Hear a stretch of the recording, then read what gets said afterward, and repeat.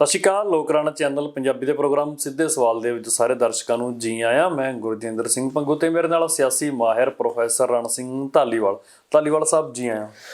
ਧੰਨਵਾਦ ਜੀ। ਸਤਿ ਸ਼੍ਰੀ ਅਕਾਲ ਸਰੋਤਿਆਂ ਨੂੰ ਇਸ ਚੈਨਲ ਰਾਹੀਂ ਜੀ, ਮਿਹਰਬਾਨੀ ਤੁਹਾਡੀ।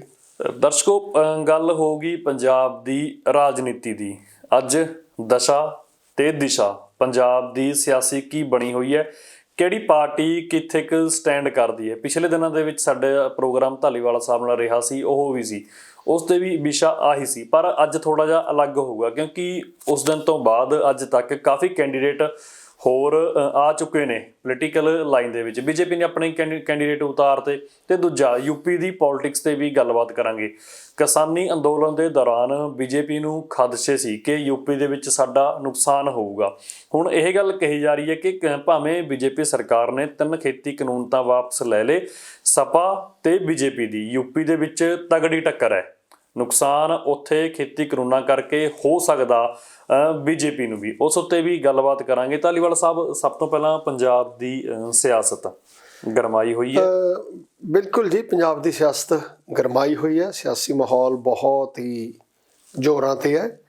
ਭਾਵੇਂ ਕਈ ਕਾਰਨ ਨੇ ਜਿਹਦੇ ਕਰਕੇ ਲੋਕਾਂ ਨੂੰ ਦਿਖਾਈ ਨਹੀਂ ਦੇ ਰਿਹਾ। ਉਹਦੇ ਵਿੱਚ ਕਰੋਨਾ ਇੱਕ ਕਾਰਨ ਹੈ, ਕਿਉਂਕਿ ਵੱਡੀਆਂ ਰੈਲੀਆਂ 'ਤੇ ਪਾਬੰਦੀ ਹੋਣ ਕਰਕੇ ਉਹ ਜਿਹੜੀ ਰੈਲੀਆਂ ਨਹੀਂ ਹੋ ਰਹੀਆਂ, ਜਿਹਦੇ ਕਰਕੇ ਆਮ ਅਜੇ ਅੰਦਾਜ਼ੇ ਲਾਉਣੇ ਲੋਕਾਂ ਨੂੰ ਔਖੇ ਨੇ ਕਿ ਕੀ ਹੈ। ਲੇਕਿਨ ਮੈਂ ਵੀ ਘੁੰਮ ਕੇ ਦੇਖਿਆ ਪਿੰਡਾਂ ਦੇ ਵਿੱਚ, ਜਾਂ ਪਿੰਡਾਂ ਦੇ ਲੋਕਾਂ ਨਾਲ ਜਿੰਨਿਆਂ ਕੁ ਨਾਲ ਇੰਟਰੈਕਟ ਕਰਕੇ ਦੇਖਦੇ ਹਾਂ। ਈਵਨ ਕੁਛ ਚੈਨਲਸ 'ਤੇ ਸਰਵੇ ਵੀ ਆ ਗਏ ਨੇ, ਅਤੇ ਉਹ ਸਰਵਿਆਂ 'ਤੇ ਕਿੰਤੂ ਪਰੰਤੂ ਵੀ ਹੈ। ਉਹ ਸਾਰੇ ਕਾਸੇ ਦੇ ਬਾਵਜੂਦ, ਜਿਵੇਂ ਮੈਂ ਤੁਹਾਨੂੰ ਪਿਛਲੇ ਪ੍ਰੋਗਰਾਮ 'ਚ ਵੀ ਆਪਾਂ ਕਹਿ ਰਹੇ ਸੀ ਕਿ ਆਉਣ ਵਾਲੇ 5, 7, 10 ਦਿਨਾਂ ਦੇ ਵਿੱਚ ਸਥਿਤੀ ਸਾਫ਼ ਹੁੰਦੀ ਤੁਰੀ ਜਾਊਗੀ। ਪਹਿਲਾਂ ਨਾਲੋਂ ਕਾਫੀ ਸਾਰੀ ਸਥਿਤੀ ਸਾਫ਼ ਹੋ ਗਈ ਹੈ। ਇੱਕ ਲੈਵਲ 'ਤੇ ਸਮਝ ਨਹੀਂ ਸੀ ਆ ਰਹੀ, 10 ਦਿਨ ਪਹਿਲਾਂ ਤੱਕ ਇਹ ਸਮਝ ਨਹੀਂ ਸੀ ਆ ਰਹੀ ਕਿ ਜਿਹੜਾ ਸੰਯੁਕਤ ਸਮਾਜ ਮੋਰਚਾ ਕੀ ਕਰੇਗਾ, ਕਿੱਧਰ ਨੂੰ ਜਾਏਗਾ, ਕੈਂਡੀਡੇਟ ਮਿਲ ਪਾਉਣਗੇ ਨਹੀਂ ਮਿਲ ਪਾਉਣਗੇ, ਦੂਸਰਾ ਉਹਨਾਂ ਨੂੰ ਕਿੱਦਾਂ ਦੇ ਕੈਂਡੀਡੇਟ ਮਿਲਣਗੇ। ਉਸ ਗੱਲ ਦੇ ਵਿੱਚੋਂ ਬਾਕੀ ਪਾਰਟੀਆਂ ਦਾ ਭਾਵੇਂ ਅੰਕਲਨ ਆਪਾਂ ਕਰ ਲਿਆ ਸੀ, ਉਹਦੇ ਵਿੱਚ ਇਹ ਇੱਕ ਗੱਲ ਸਮਝ ਆਈ ਕਿ ਸੰਯੁਕਤ ਸਮਾਜ ਮੋਰਚੇ ਵੱਲੋਂ ਜੋ ਕੈਂਡੀਡੇਟ ਹੁਣ ਤੱਕ ਦਿੱਤੇ ਗਏ ਨੇ ਜੀ, ਭਾਵੇਂ ਟਿਕਟਾਂ ਦੇ ਵੇਲੇ ਸਾਰੀਆਂ ਪਾਰਟੀਆਂ 'ਚ ਬਗਾਵਤ ਹੁੰਦੀ ਹੈ, ਇਹ ਸੱਚ ਹੈ, ਪਰੰਤੂ ਜਿਹੜੀਆਂ ਪਾਰਟੀਆਂ ਪਹਿਲਾਂ ਹੋਂਦ 'ਚ ਨੇ ਉਹਨਾਂ ਵਿੱਚ ਸਭ ਤੋਂ ਵੱਧ ਜਿਹੜੀ ਬਗਾਵਤ ਹੋਈ ਹੈ ਉਹ ਹੋਈ ਹੈ ਕਾਂਗਰਸ 'ਚ। 12-13 ਸੀਟਾਂ 'ਤੇ ਖਾਸਾ ਪੇਚ ਫਸਿਆ, ਅਤੇ ਕਿਹਾ ਇਹ ਜਾ ਰਿਹਾ ਹੈ ਕਿ ਜਿਹੜੀਆਂ ਅਜੇ ਨਹੀਂ ਅਨਾਊਂਸ ਹੋਈਆਂ ਉਹ ਹੋਈਆਂ ਇਸ ਕਰਕੇ ਨਹੀਂ ਕਿਉਂਕਿ ਉੱਥੇ ਪੇਚ ਵੱਧ ਫਸਿਆ। ਉਹਨਾਂ ਦੇ ਵਿੱਚੋਂ ਜਿਸ ਕਿਸਮ ਨਾਲ ਇੱਕ ਉਹਨਾਂ ਦੇ ਮੌਜੂਦਾ ਮੰਤਰੀ, ਜਿਹਦਾ ਨਾਮ ਬਿਲਕੁਲ ਪਬਲਿਕ 'ਚ ਆਇਆ, ਕੋਈ ਇਹ ਨਹੀਂ ਵੀ ਮੈਂ ਉਹਨਾਂ ਦਾ ਨਾਮ ਲੈਣ ਤੋਂ ਝਿਜਕਾਂ, ਗੁਰਜੀਤ ਰਾਣਾ ਜੀ, ਮੌਜੂਦਾ ਮੰਤਰੀ ਨੇ ਜਿਸ ਕਿਸਮ ਨਾਲ ਆਪਣੇ ਗੁਆਂਢੀ MLA ਜੀ ਨੂੰ ਟਿਕਟ ਮਿਲੀ ਹੈ, ਨਵਤੇਜ ਚੀਮਾ ਨੂੰ, ਜਿੱਥੋਂ ਆਪਣੇ ਪੁੱਤਰ ਨੂੰ ਦਬਾਉਣਾ ਚਾਹੁੰਦੇ ਸੀ ਟਿਕਟ, ਉਹ TV ਦੇ ਉੱਤੇ ਜੋ ਭਾਸ਼ਾ ਉਹਨਾਂ ਨੇ ਬੋਲੀ ਹੈ ਉਸ ਤੋਂ ਇਹ ਬਿਲਕੁਲ ਸਾਫ਼ ਹੈ ਕਿ ਪੰਜਾਬ ਦੇ ਕਾਂਗਰਸ ਲੀਡਰਾਂ ਦੇ ਵਿੱਚ ਉਹਨਾਂ ਦੀ ਹਾਈ ਕਮਾਂਡ ਦਾ ਜੋ ਡਰ ਕਦੇ ਹੁੰਦਾ ਸੀ ਕਿ ਮੇਰਾ ਕੋਈ ਸ਼ਬਦ ਹਾਈ ਕਮਾਂਡ ਦੇ ਖਿਲਾਫ ਨਾ ਚਲਾ ਜਾਵੇ, ਉਹਨਾਂ ਨੇ ਸਿੱਧਾ ਤੇ ਸਿੱਧਾ ਹਾਈ ਕਮਾਂਡ ਨੂੰ ਚੈਲੰਜ ਕੀਤਾ। ਮਤਲਬ ਮੈਂ ਇਹਨੂੰ ਇੱਦਾਂ ਹੀ ਮੰਨੂਗਾ ਕਿ ਉਹਨਾਂ ਨੇ ਹਾਈ ਕਮਾਂਡ ਨੂੰ ਕਿਹਾ ਕਿ ਜਿਸ ਬੰਦੇ ਨੂੰ ਤੁਸੀਂ ਟਿਕਟ ਦਿੱਤੀ ਹੈ ਇਹ ਤੁਸੀਂ ਦੇਖ ਲੈਣਾ ਮੈਂ, ਔਰ ਉਹਨੇ ਇਸ ਤਰ੍ਹਾਂ ਦਾ ਚੈਲੰਜ ਕੀਤਾ ਜਿਹੜਾ ਉਹ ਚੈਲੰਜ ਮਤਲਬ ਮੈਂ ਨਹੀਂ ਸਮਝਦਾ ਵੀ ਇੱਦਾਂ ਪਬਲਿਕਲੀ ਇੱਦਾਂ ਦਾ ਚੈਲੰਜ ਦੇਣਾ ਵੀ ਕੋਈ ਸਿਆਣੀ ਗੱਲ ਨਹੀਂ ਸਮਝਦਾ। ਉਹਨਾਂ ਨੇ ਓਪਨਲੀ ਕਿਹਾ TV 'ਤੇ ਕਿ ਅਗਰ ਮੇਰੇ ਮੁੰਡੇ ਨਾਲੋਂ ਹਾਰਨ ਜਿੱਤਣ ਦੀ ਵੀ ਨਹੀਂ ਗੱਲ ਕਹੀ, ਉਹਨਾਂ ਨੇ ਇਹ ਕਿਹਾ ਕਿ ਅਗਰ ਉਹਨਾਂ ਦਾ ਜਿਹੜਾ ਬੇਟਾ ਹੈ ਛੋਟਾ ਰਾਣਾ, ਜੂਨੀਅਰ ਰਾਣਾ, ਉਹਦੇ ਨਾਲੋਂ ਕਾਂਗਰਸ ਦਾ ਕੈਂਡੀਡੇਟ ਨਵਤੇਜ ਚੀਮਾ ਵੱਧ ਵੋਟਾਂ ਲੈ ਜਾਂਦਾ ਹੈ, ਉਹ ਗੁਰਜੀਤ ਰਾਣਾ ਕਹਿੰਦੇ ਬੇਸ਼ੱਕ ਮੈਂ ਜਿੱਤ ਜਾਂਦਾ, ਮੈਂ ਸਿਆਸਤ ਛੱਡ ਦੂੰਗਾ। ਇਸ ਦਾ ਮਤਲਬ ਸਿੱਧਾ ਸਿੱਧਾ ਇਹ ਹੋਇਆ ਕਿ ਹਾਈ ਕਮਾਂਡ ਤੋਂ ਟਿਕਟ ਲੈ ਕੇ ਜਿਹੜੇ ਬੰਦਿਆਂ ਦੀ ਟਿਕਟ ਖੁੱਸ ਗਈ, ਉਹ ਮੈਂ ਇੱਦਾਂ ਦਾ ਰੌਲਾ ਪਾਉਂਦੇ ਦੇਖੇ ਨੇ। ਇਹ ਪਹਿਲੀ ਵਾਰ ਹੈ ਕਿ ਬੰਦਾ ਟਿਕਟ ਲੈ ਕੇ ਹਾਈ ਕਮਾਂਡ ਨੂੰ ਇਹ ਕਹਿ ਰਿਹਾ ਹੈ ਕਿ ਤੁਹਾਡਾ ਆ ਜਿਹੜਾ ਫੈਸਲਾ ਹੈ ਇਹ ਬਿਲਕੁਲ ਗਲਤ ਹੈ। ਤੇ ਉਸ ਤੋਂ ਅੱਗੇ ਜਿਹੜਾ ਉਹ 4 MLA ਨੇ ਇੱਕ ਚਿੱਠੀ ਲਿਖੀ ਉਹਦੇ ਖਿਲਾਫ, ਉਸ ਚਿੱਠੀ ਤੇ ਉਹਨੇ ਇਹ ਜਵਾਬ ਦਿੱਤਾ ਕਿ ਜਿਹੜੇ ਇਹ 4 MLA ਨੇ, ਜੇਕਰ ਇਹਨਾਂ ਨੂੰ ਇਹ ਡਰ ਹੈ ਕਿ ਮੈਂ ਇਹਨਾਂ ਨੂੰ ਇਹਨਾਂ ਦੇ ਹਲਕਿਆਂ 'ਚ ਹਰਾ ਦੇਵਾਂਗਾ, ਇਸ ਤੋਂ ਵੱਡਾ ਸਬੂਤ ਹੋਰ ਕੀ ਹੈ ਕਿ ਮੈਂ ਕਿੰਨਾ ਲੋਕ ਪ੍ਰਿਆ ਹਾਂ। ਇਹ ਆਪਦੇ ਆਪ 'ਚ ਸਬੂਤ ਹੈ ਕਿ ਮੈਂ ਲੋਕਾਂ 'ਚ ਬਹੁਤ ਮਹੱਤਤਾ ਰੱਖਦਾ। ਤੇ ਉਹਨੇ ਓਪਨ ਚੈਲੰਜ ਕੀਤਾ ਕਿ ਜੇ ਇਹ 4 MLA ਜਿਹਦੇ ਵਿੱਚ ਦਮ ਹੈ, ਇਹ 4 ਜ਼ੋਰ ਲਾਉਣ ਮੈਨੂੰ ਹਰਾਉਣ ਦਾ, ਮੇਰੇ ਖਿਲਾਫ ਲੜਕੇ, ਮਤਲਬ ਇੱਥੇ ਲੜਕੇ ਨਹੀਂ, ਉਹ ਕਹਿੰਦਾ ਮਤਲਬ ਇਲੈਕਸ਼ਨ ਮੈਂ ਲੜੂੰਗਾ, ਇੱਥੇ ਆ ਕੇ ਮੇਰੇ ਖਿਲਾਫ ਪ੍ਰਚਾਰ ਕਰਕੇ ਦਿਖਾਉਣ, ਤਦ ਵੀ ਮੈਂ ਜਿੱਤੂੰਗਾ। ਸੋ ਇਸ ਕਿਸਮ ਦੀ ਜਿਹੜੀ ਭਾਸ਼ਾ ਹੈ, ਮੈਨੂੰ ਲੱਗਦਾ ਇਹ ਸੱਭਿਅਕ ਨਹੀਂ ਹੈ। ਇਹ ਇੱਕ ਡਿਸਿਪਲਿਨਡ ਪਾਰਟੀ ਦੇ ਵਿੱਚ ਅੱਛੀ ਨਹੀਂ ਲੱਗਦੀ। ਉਹਦੇ ਵਿੱਚ ਹੁਣ ਪਾਰਟੀ ਕੀ ਐਕਸ਼ਨ ਲੈਂਦੀ ਹੈ, ਨਹੀਂ ਲੈਂਦੀ, ਦੋਵੇਂ ਪਾਸੇ ਫਸੇਗੀ।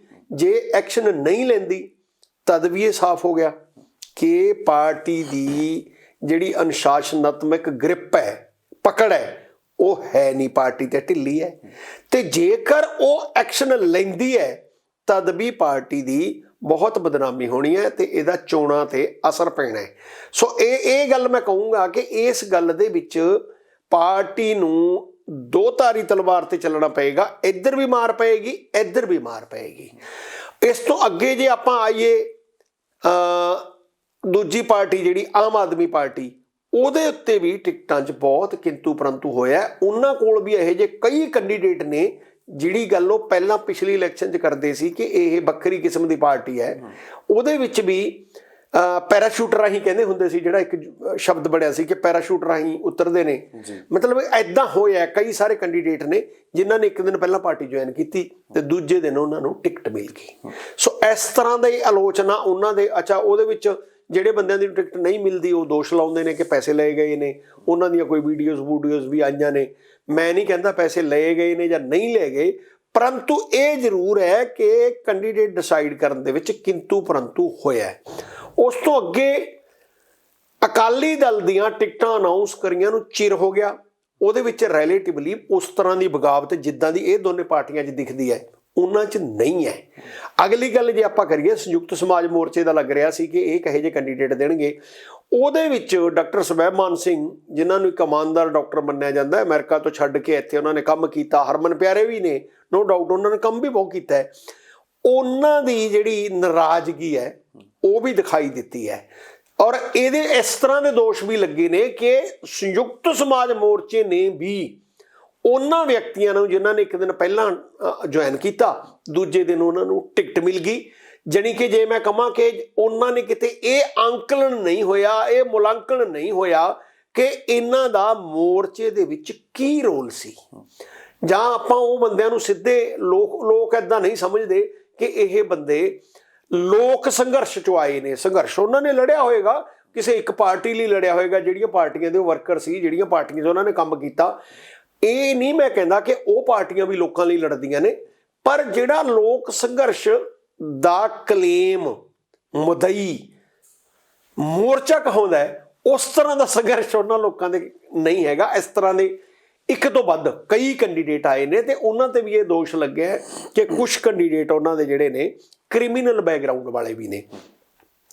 ਹੁਣ ਇਹ ਸਾਰੇ ਤੋਂ ਬਾਅਦ ਅੱਗੇ ਬੀਜੇਪੀ ਨੇ ਜੇ ਕੈਂਡੀਡੇਟ ਅਨਾਉਂਸ ਕਰਨੇ ਨੇ ਤੇ ਜਿਹੜੇ ਕੀਤੇ ਗਏ ਨੇ ਉਹਨਾਂ ਦੇ ਵੀ ਇਸ ਤਰ੍ਹਾਂ ਵਾਲੇ ਨੇ, ਉਹਨਾਂ 'ਚ ਵੀ ਇੱਦਾਂ ਦਾ ਦੋਸ਼ ਲੱਗਦਾ।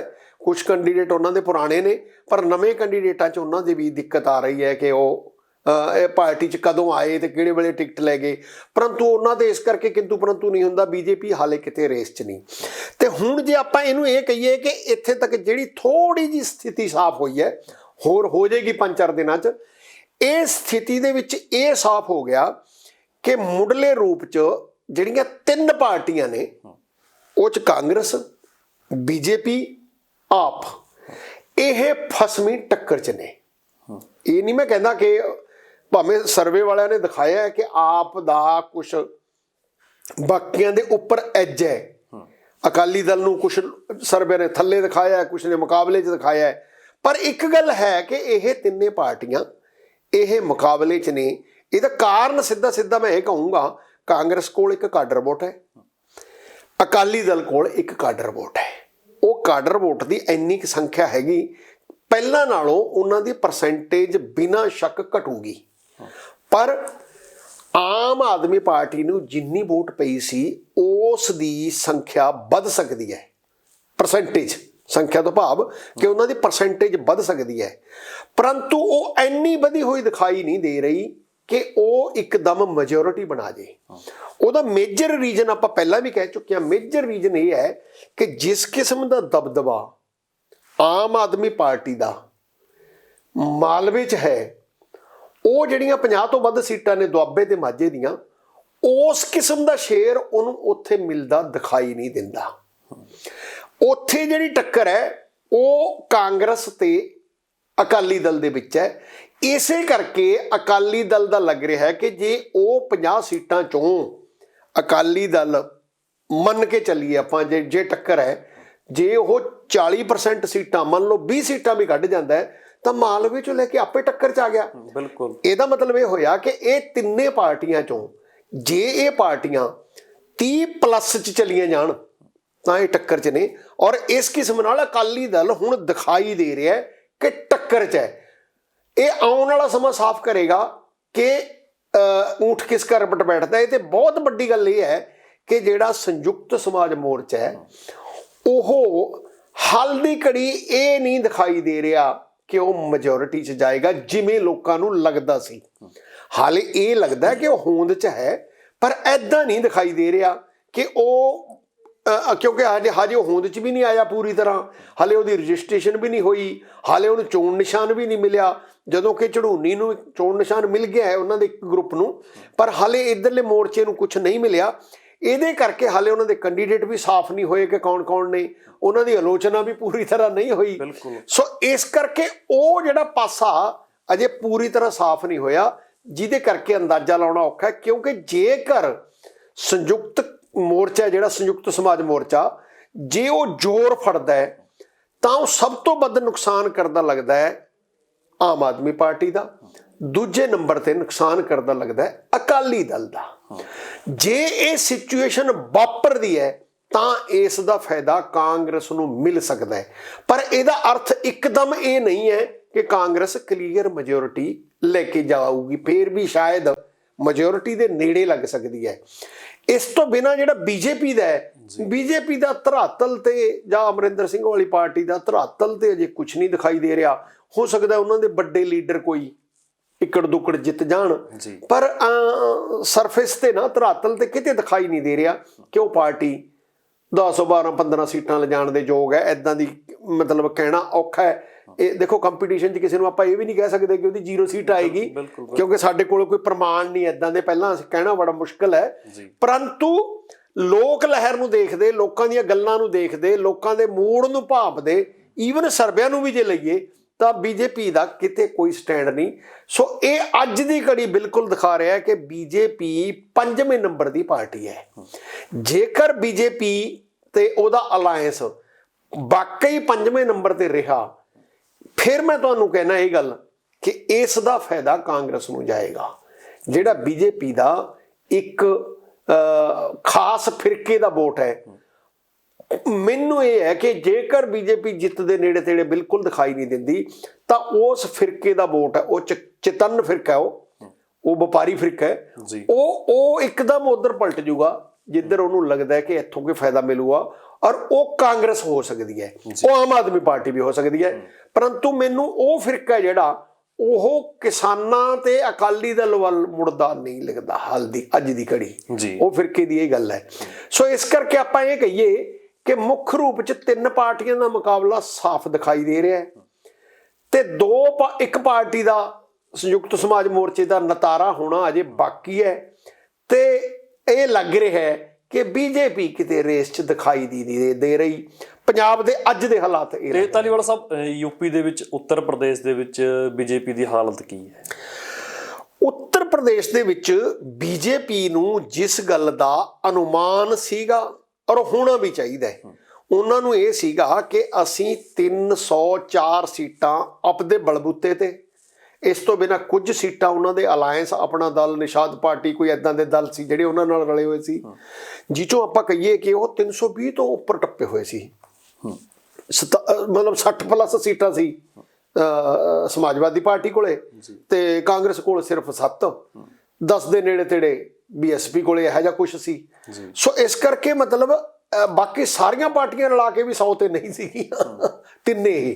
ਬਿਲਕੁਲ। ਸੋ ਉਹਦੇ ਵਿੱਚੋਂ ਜ਼ਰੂਰ ਇਹ ਲੱਗਦਾ ਸੀ ਕਿ ਸ਼ਾਇਦ ਇਹ ਤਿੰਨੇ ਪਾਰਟੀਆਂ ਜਿਨ੍ਹਾਂ ਦਾ ਗ੍ਰਾਫ ਇੰਨਾ ਨੀਚੇ ਆਇਆ ਹੈ, ਸ਼ਾਇਦ ਹਾਰ ਦੇ ਡਰੋਂ ਇਹ ਰਲ ਜਾਣਗੀਆਂ। ਪਰ ਇਹਨਾਂ ਦਾ ਕੋਈ ਚੋਣ ਅਲਾਇੰਸ ਬਣਿਆ ਬੁਣਿਆ ਨਹੀਂ। ਇੱਕ ਤਾਂ ਇਹਦਾ ਫਾਇਦਾ ਬੀਜੇਪੀ ਨੂੰ ਜ਼ਰੂਰ ਮਿਲੇਗਾ ਜੀ। ਦੂਸਰਾ ਇਹ ਕਿ ਬੀਜੇਪੀ ਦਾ ਆਪਦਾ ਅੰਕਲਨ, ਆਪਦਾ ਮੁਲਾਂਕਣ ਉਹਨਾਂ ਦਾ ਇਹ ਸੀ ਕਿ 304 ਦੇ ਵਿੱਚੋਂ ਜੇ ਸਾਡੀਆਂ 50 ਸੀਟਾਂ 60 ਸੀਟਾਂ ਘਟ ਵੀ ਜਾਣਗੀਆਂ ਤਾਂ 200 ਤਾਂ ਸਾਡੀਆਂ ਕਿਤੇ ਵੀ ਨਹੀਂ ਜਾਂਦੀਆਂ। ਫਿਰ ਇਹਦਾ ਮਤਲਬ ਮੈਜੋਰਿਟੀ ਤਾਂ ਅਸੀਂ ਹਰ ਹਾਲਤ 'ਚ ਹੀ ਲੈ ਲਾਂਗੇ। ਪਰੰਤੂ ਉਹ ਗੱਲ ਹੁਣ ਆ ਕੇ ਸਾਫ਼ ਹੋ ਗਈ ਕਿ ਲੱਗ ਨਹੀਂ ਰਹੀ ਕਿ ਉਹ ਲੈ ਲੈਣਗੇ। ਇੱਕ ਗੱਲ ਦੀ ਪਿਛਲੇ ਦਿਨਾਂ 'ਚੋਂ ਭਾਵੇਂ ਅੱਜ ਉਹ ਗਏ ਨੇ, ਅੱਜ ਕੱਲ੍ਹ 'ਚ ਫੇਰ ਦੁਬਾਰਾ ਉੱਥੇ ਲਖੀਮਪੁਰ ਖੀਰੀ ਗਏ ਨੇ ਟਕੈਤ, ਪਰ ਟਕੈਤ ਦੀ ਸੁਰ ਓਨੀ ਹਮਲਾਵਰ ਨਹੀਂ ਹੈ ਜਿੰਨੀ ਉਸ ਸਮੇਂ ਸੀ ਜੀ, ਪਰ ਉਹਦੇ ਫੇਵਰੇਬਲ ਵੀ ਨਹੀਂ ਹੈ। ਕਿਤੇ ਉਹ ਇਸ ਤਰ੍ਹਾਂ ਦੀ ਗੱਲ ਵੀ ਨਹੀਂ ਕਹਿਣ ਲੱਗੇ ਜਿਹੜੀ ਬੀਜੇਪੀ ਦੇ ਹੱਕ 'ਚ ਜਾਵੇ। ਦੂਸਰਾ, ਕਿਸਾਨ ਅੰਦੋਲਨ ਨੇ ਇਹ ਗੱਲ ਨੂੰ ਬਹੁਤ ਉਭਾਰਿਆ ਕਿ ਬੀਜੇਪੀ ਨੇ ਸਾਨੂੰ ਇੱਕ ਕਮਿਊਨਿਟੀ ਨਾਲ ਲੜਾ ਦਿੱਤਾ ਸੀ ਤੇ ਹੁਣ ਅਸੀਂ ਉਹ ਨਹੀਂ ਲੜਨਾ। ਮਤਲਬ ਇੱਥੋਂ ਤੱਕ ਆ ਰਿਹਾ ਹੈ, ਬਜ਼ੁਰਗ ਬੰਦੇ ਤਾਂ ਇਹ ਕਹਿ ਰਹੇ ਨੇ ਕਿ ਸਾਡੇ ਆਪਦੇ ਬੱਚੇ ਸਾਡੇ ਨਾਲੋਂ ਬਾਗੀ ਹੋ ਕੇ ਬੀਜੇਪੀ ਵੱਲ ਝੁਕਾਅ ਹੋ ਗਿਆ ਸੀ ਕਿ ਬੀਜੇਪੀ ਦੇ ਗੱਲਾਂ 'ਚ ਆ ਗਏ ਸੀ ਕਿ ਬੀਜੇਪੀ ਨੌਕਰੀ ਦੇਗੀ, ਬੀਜੇਪੀ 15 ਲੱਖ ਦੇਗੀ, ਆਹ ਦੇਗੀ। ਪਰੰਤੂ 5 ਸਾਲਾਂ ਦੇ ਵਿੱਚ ਉਹ ਸਾਰਾ ਕੁਝ ਕਲੀਅਰ ਹੋ ਗਿਆ ਤੇ ਜਿਸ ਕਿਸਮ ਨਾਲ ਦੰਗੇ ਵਗੈਰਾ ਵਗੈਰਾ ਹੋਏ, ਔਰ ਕੁਛ ਰਿਪੋਰਟਸ ਜਿਹੜੀਆਂ ਸੋਸ਼ਲ ਮੀਡੀਆ ਤੇ ਆ ਰਹੀਆਂ ਨੇ ਇੱਦਾਂ ਦੇ ਵੀ ਆ ਰਹੀਆਂ ਨੇ ਜਿੱਦਾਂ ਪੰਜਾਬ ਤੇ ਹਰਿਆਣਾ 'ਚ ਸੀਗਾ ਨਾ ਮੋਰਚੇ ਦੇ ਦੌਰਾਨ, ਕਿ ਜਿੱਥੇ ਵੀ ਲੀਡਰ ਕਾਂਗਰਸ ਦੇ ਜਾਂ ਅਕਾਲੀ ਜਾਂ ਬੀਜੇਪੀ ਵਾਲੇ ਜਾਂਦੇ ਸੀ ਲੋਕ ਉਹਨਾਂ ਨੂੰ ਭਜਾਉਂਦੇ ਸੀ। ਉਸ ਕਿਸਮ ਨਾਲ ਯੂਪੀ 'ਚ ਵੀ ਸਪੈਸ਼ਲੀ ਜਿਹੜੀ ਆਪਾਂ ਜਿਹੜੀ ਆਪਣੇ ਨੇੜੇ ਲੱਗਦਾ ਏਰੀਆ ਕਹਿੰਦੇ ਆ, ਹਿਮਾਚਲ ਵਾਲਾ ਪਾਸਾ ਨਾ, ਜਿਹਨੂੰ ਤੁਸੀਂ ਖੇਤੀਬਾੜੀ ਵਾਲੇ ਏਰੀਆ ਜਾਂ ਕਿਸਾਨ ਅੰਦੋਲਨ ਦੇ ਵਿੱਚ ਜਿਹਦਾ ਜ਼ਿਆਦਾ ਪ੍ਰਭਾਵ ਸੀ, ਹਾਂ, ਉਹਨਾਂ ਵੱਲੋਂ ਇਹ ਹੈ ਕਿ ਉਹ ਵੀ ਬੀਜੇਪੀ ਲੀਡਰਾਂ ਨੂੰ ਭਜਾਉਣ ਲੱਗੇ ਹੋਏ ਨੇ।